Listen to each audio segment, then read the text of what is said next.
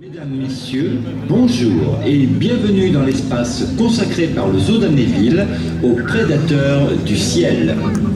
Rapaces diurnes, rapaces nocturnes, ce sont de tous les oiseaux les plus carnivores et les mieux adaptés à la chasse.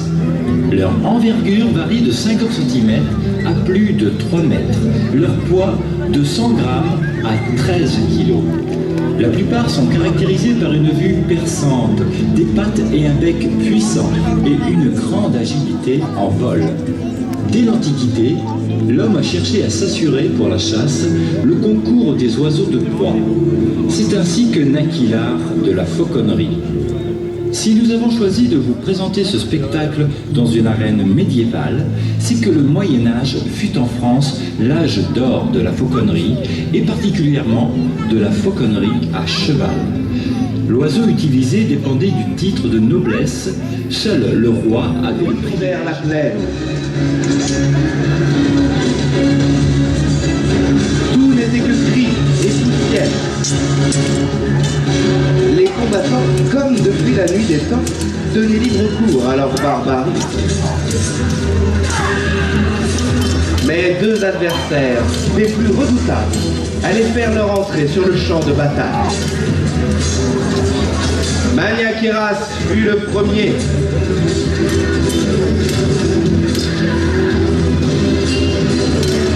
Ces troupeaux de bêtes à bois et ramures défonçaient les rangs ennemis et les piétinaient. Ils n'étaient sur terre que pour le massacre et la destruction.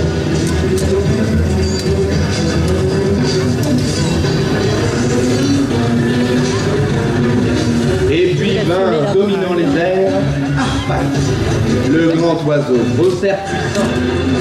Il commandait directement ces nuées de rapaces, vifs comme la foudre, fondaient sur leurs ennemis à des vitesses vertigineuses, blessaient et meurtrissaient.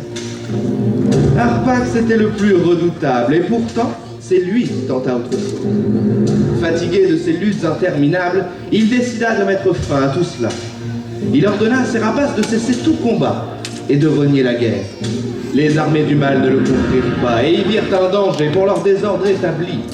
Leur nouveau maître Maniakiras exigea qu'ils se saisissent de lui, et afin qu'il ne puisse plus nuire, on lui subtilisa ce qui était le ferment de sa force et de son pouvoir, la grande plume d'or. Ensuite on l'enferma au plus loin, au plus perdu des recoins des montagnes vertigineuses du Carnos, et on l'isola à tout jamais, lui et ses oiseaux maudits.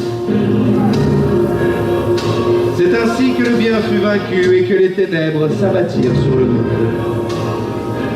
Les années passèrent, Maniakiras régnait en maître incontesté. Mais le cœur du seigneur noir était habité par la crainte qu'un jour son ennemi renaisse de ses cendres. En effet, la rumeur d'une ancienne prophétie annonçant sa chute troublait le repos du dieu cornu. Elle prédisait la venue d'une cavalière qui ramènerait la paix dans tous les royaumes et libérerait Harpax. Un jour, une cavalière du nom d'Alteria et son fidèle aiguiller Baradoc arrivèrent dans un lieu étroit. Ils étaient tous deux de vaillants défenseurs de la justice et résistaient depuis toujours à l'oppression des forces du chaos. Ils furent immédiatement saisis par l'atmosphère mystérieuse qui régnait dans cette contrée. L'air y était plus léger, accompagné de senteurs suaves et douces qui leur étaient totalement inconnues.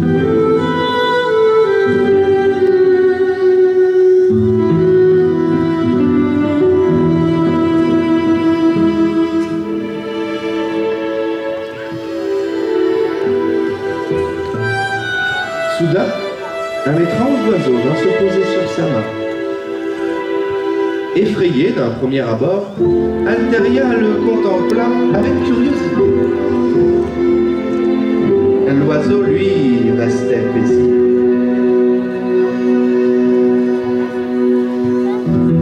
C'est un pigargue à tête blanche, magnifique spécimen. Il est vif, rapide et surtout très bon chasseur. Soyez les bienvenus, Alteria et Baradoc. Et ne soyez pas surpris que je connaisse vos noms, car je suis un mage. et je suis le gardien de ce royaume, le royaume des rapaces, celui d'Arpax, le dieu déchu et banni. Et mon nom est Eradoun, pour vous servir. Cet oiseau vous a plu, Altaria, eh bien je peux vous en présenter beaucoup d'autres, et tout aussi surprenants. Mais tout d'abord, vous allez admirer la rapidité d'un faucon. C'est votre fidèle écuyer Baradoc qui va nous faire démonstration de ses talents. Il va nous présenter l'exercice du leurre, destiné à entretenir l'instinct de chasse du rapace.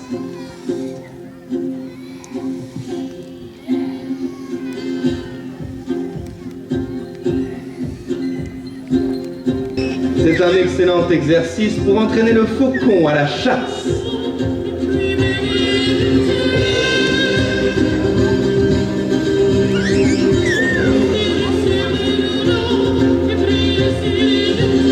Les faucons utilisent des courants d'air chaud afin de prendre de l'altitude pour pouvoir mieux fondre sur leur proie.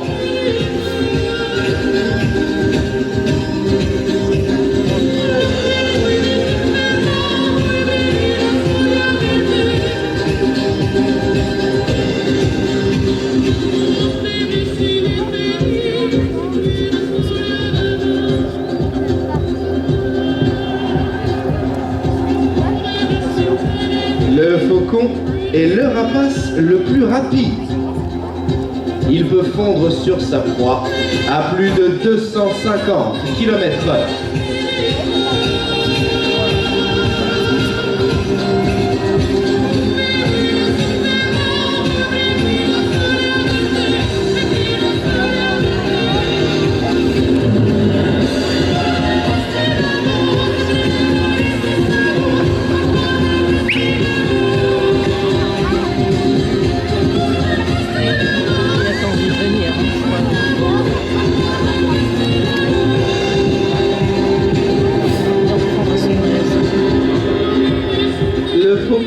Est la figure emblématique de la fauconnerie, à laquelle d'ailleurs, vous l'aurez certainement remarqué, il a laissé son nom.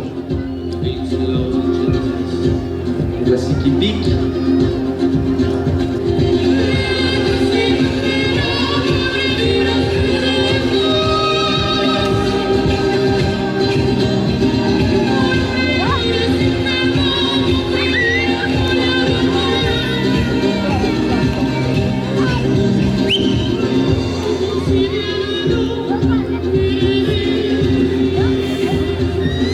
De plus en plus de hauteur. Restez bien attentifs, noble assistance, car lorsque le faucon piquera sur le leurre, cela risque d'être très rapide.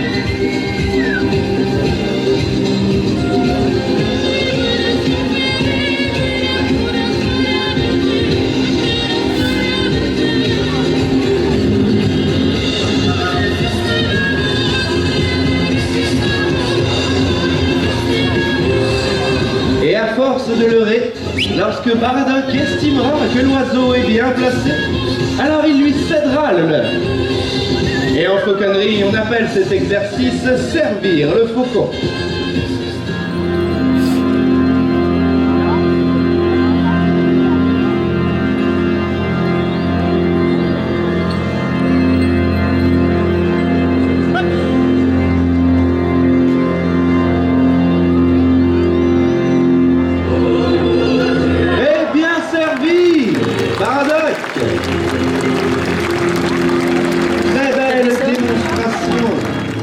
Absolument rendre la grande plume d'or à Arpax afin de soumettre les divinités belliqueuses et que la paix règne enfin sur nos terres.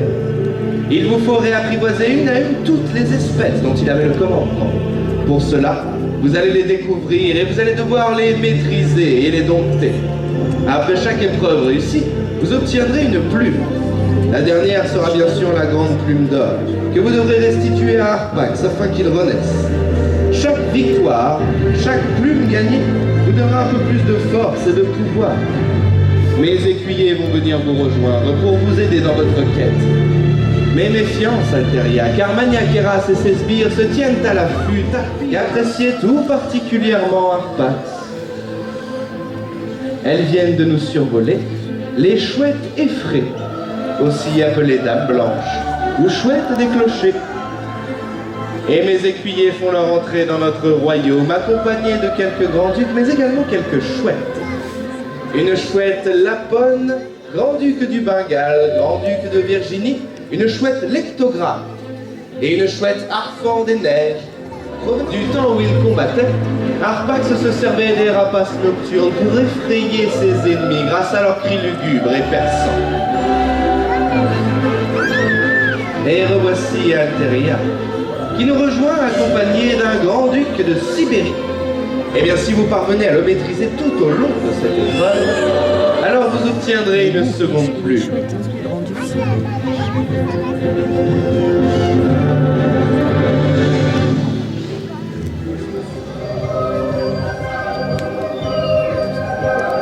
Baradoc vient de nous rejoindre et il est accompagné d'un grand-duc de Véro. Chouettes et hiboux sont capables de faire presque volte-face avec leur tête. En fait, ils sont capables de la tourner à 270 degrés.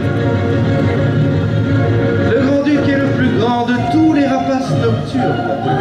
Il est très puissant et l'aigle lui-même n'ose pas trop s'y stopper.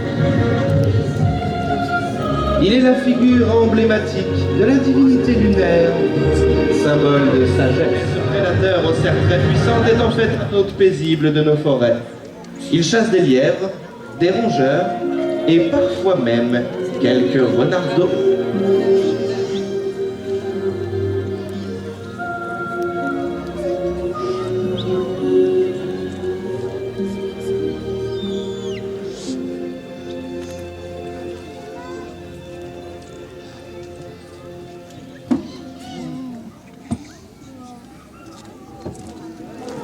Eh bien, félicitations, Alteria. Vous avez parfaitement su maîtriser ce grand-duc de Sibérie. Et vous remportez donc la plume des Nocturnes. Bravo à vous. Et maintenant, caracolez avec votre grand-duc. Et peut-être que vous pourrez communiquer avec son dieu.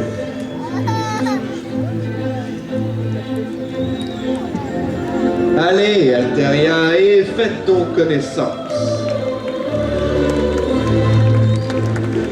Il était l'un des plus efficaces guerriers d'Arpax, car lui seul pouvait s'attaquer aux serpents et éviter leur redoutable venin.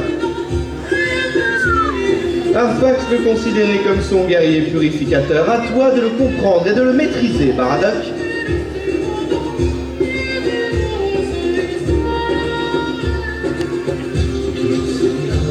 Il s'agit bien d'un rapace, et pourtant, il chasse en marchant, et jusqu'à 7 lieues par jour. Et s'il ne prend son envol qu'après une petite course, il plane cependant avec aisance dans le ciel.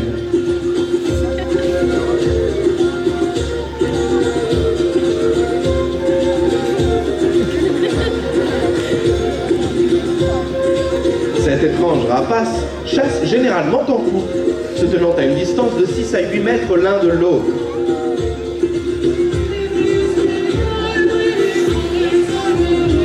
Hormis les serpents, ils se nourrissent de lézards, de rats, de scorpions et également d'insectes.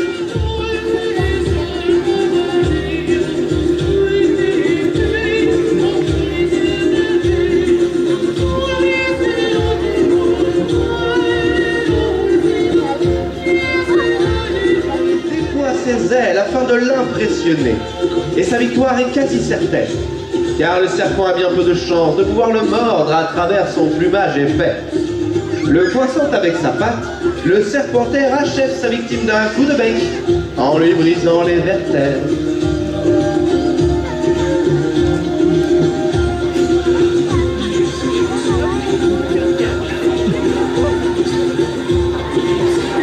Eh bien, bravo, Baradoc!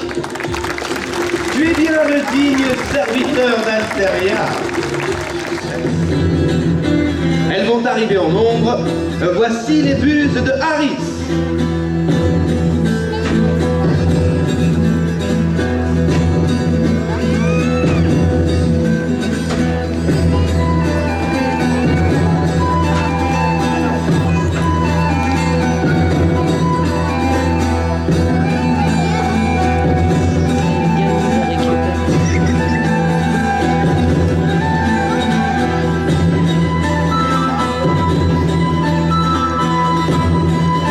Sociable et facile à maîtriser.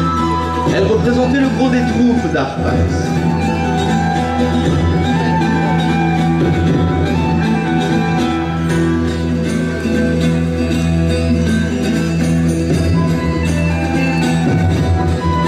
Hautes sur pattes et chassant généralement en groupe, les buses de Harris sont capables de débusquer de grosses proies en sous-bois.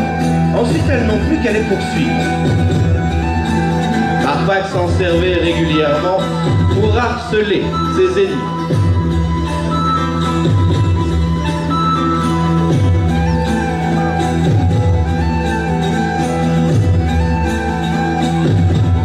Bon, c'est accroché. Un aigle se présente tout en haut de la passerelle, il va donc nous faire une démonstration de chasse. Ne résistez pas, jeune écuyère, laissez les forces du mal accomplir leur sombre dessein.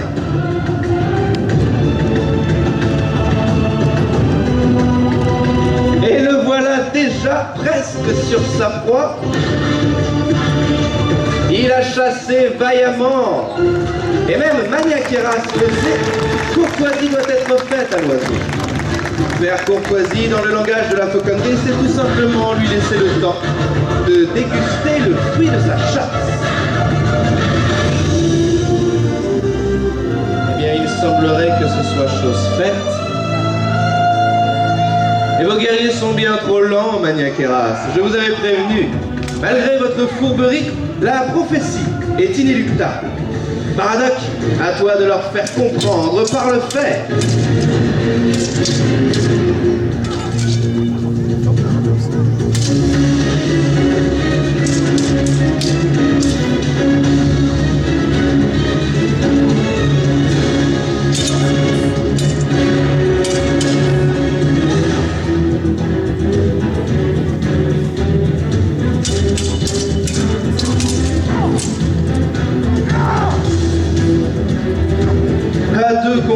Vous faites piètre figure, servile créature. Baradoc est tout simplement trop fort pour vous. Venez vous amuser un peu, Alteria. Et oui, il ne vous reste plus qu'à fuir, guerrier du chaos. Vous avez courageusement combattu Alteria et Baradoc, bravo. Mais cette épreuve n'est pas encore tout à fait terminée. Vous voyez, elle est très endurante. Des retours. On parle alors d'un comportement opportuniste.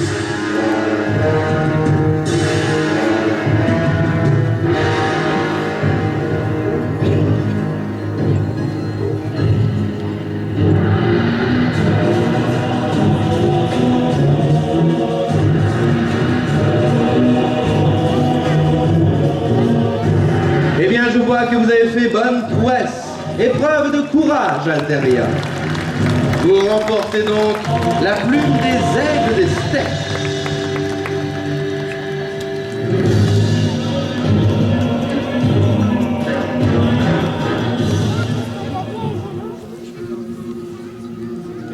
Des volontés divines, dont Darpax lui-même. Il est considéré comme étant voyant et divinateur. Il nous avertit ainsi que la grande confrontation approche. 2,40 m d'envergure pour un poids avoisinant les 6 kilos.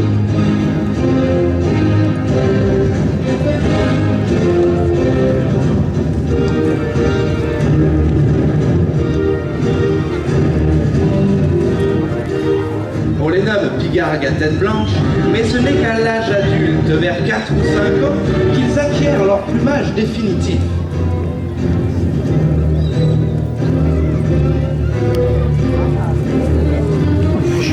Pour que reconnaissez facilement les jeunes. Grâce à leur plumage beaucoup plus sombre, on parle alors d'un plumage juvénile.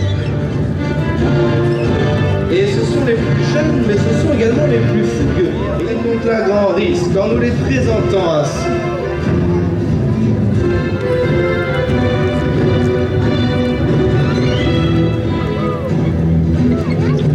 Et certainement les avez-vous entendu pousser ce cri si distinctif. Eh bien, ce cri symbolise tout simplement la revendication de leur vie. Ce sont des oiseaux solitaires et extrêmement territoriaux. Ils ne se réunissent que pour pêcher les saumons autour des grands lacs, et ce en période hivernale. Autrement, la cohabitation au sein même de notre royaume peut parfois s'avérer difficile. Grâce à vous, la plume des pigargues est enfin gagnée. Voici l'aigle de Stellaire.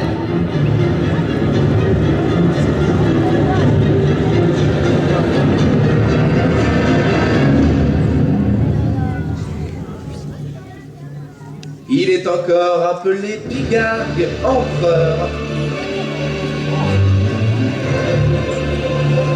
Et c'est dire la grande réputation de ce magnifique oiseau. Observez-le bien, il possède l'un des plus gros becs de tous les rapaces.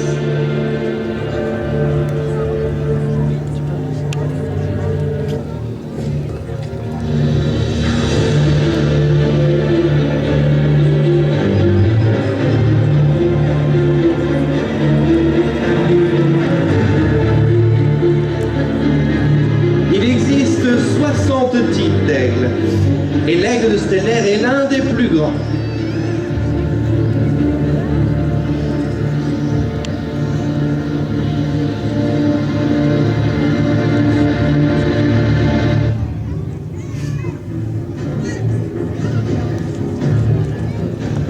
Et vous avez parfaitement su le maîtriser, Altéria. Bravo!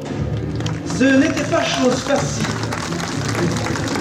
Car l'aigle de Stellaire est réputé pour avoir un très fort caractère. Il peut atteindre une envergure de 3,60 mètres et un poids de 13 kilos.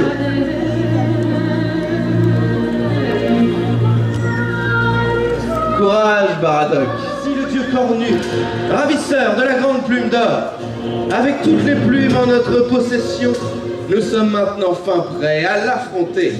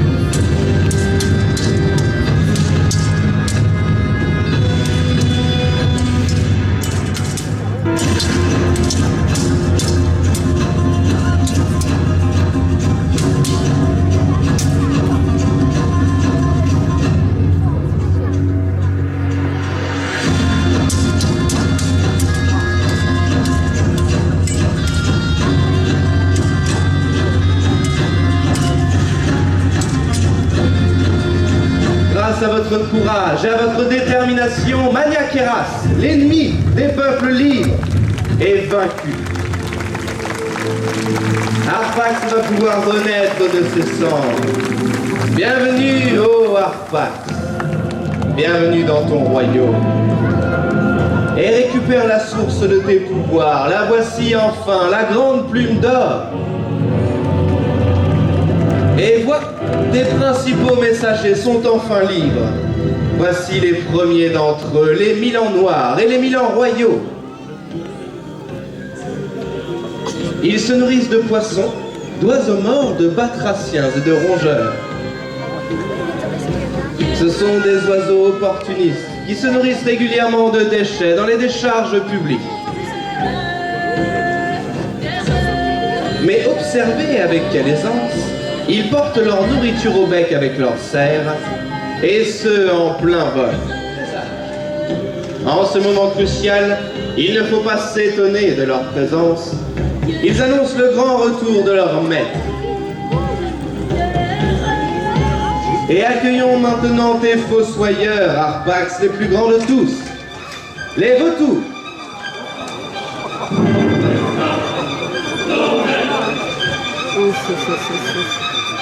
Vautour aura, vautour à capuchon, vautour fauve, vautour de l'Himalaya, des vautours de Rupel et des vautours à dos blanc.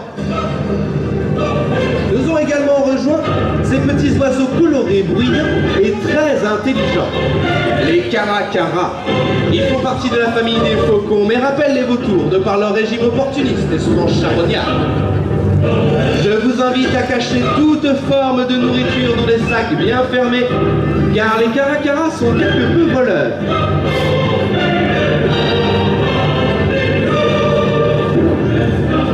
Noir avec la tête rouge, le vautour aura est originaire du Nouveau Monde. Très sociable, il fait partie des rares oiseaux à posséder un véritable odorat. Les petits vautours chauves à tête rouge sont des vautours à capuchon qui nous viennent d'Afrique. Et beaucoup de vautours ont ainsi la tête et le cou nu afin de ne pas se salir lorsqu'ils enfouissent leur tête dans les carcasses. Les grands vautours bruns à collerette blanche, le vautour fauve, 2,60 m d'envergure, et on les rencontre du nord de l'Afrique à l'ouest de la Chine. Le vautour de l'Himalaya, quant à lui, ressemble au vautour fauve, mais il est encore plus grand, car il peut atteindre une envergure de 3 mètres. Et un peu plus petits, des vautours bruns foncés, écaillés de taches claires, sont des vautours de Rupel. Champions de l'altitude, on a pu les observer à plus de 10 000 mètres. Et tous ces charognards jouent un rôle extrêmement important. Ce sont les éboueurs de la nature. Tous possèdent un bec puissant, leur permettant de découper le cuir des carcasses. Mais ils n'ont pas de serre, seulement des ongles aux doigts. Ils sont donc incapables d'emporter une proie.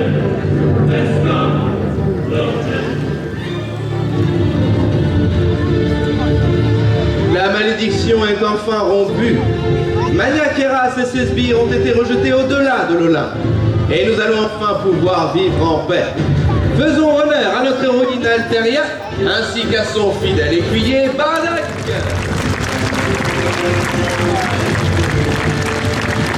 Ainsi s'achève cette quête épique et mythologique. Vous pouvez ovationner tous les fauconniers et écuyers qui ont su vous démontrer leur grande complicité avec leurs animaux. Pour vous, Alterias, c'est la belle Maëva sur Lancelot. Bardak Anthony, Arpax Titi, Maniaqueras c'était Modi sur Cyclavie, Marie-Lise sur Bariloche, Roxane sur Altivo, et tout en haut des passerelles, Laura, Pierre, Cynthia, David, sans oublier Fanny, Sébastien et Anaïs. Au cours de ce spectacle, vous avez pu admirer plus de 100 rapaces appartenant à une vingtaine d'espèces différentes. En vous faisant voyager à travers le monde merveilleux et fascinant des oiseaux de proie, nous espérons vous les avoir fait connaître un peu mieux, mais surtout vous avoir transmis le désir de les respecter et de les protéger. Mesdames, messieurs, les enfants, nous espérons que vous avez passé un moment agréable en notre compagnie et que cette journée aux eaux d'Amnéville vous invite à mieux apprécier le monde animal, car nous avons besoin de vous pour le protéger. Merci d'être venus nous voir, excellente fin de journée aux eaux d'Amnéville, et je l'espère à très bientôt.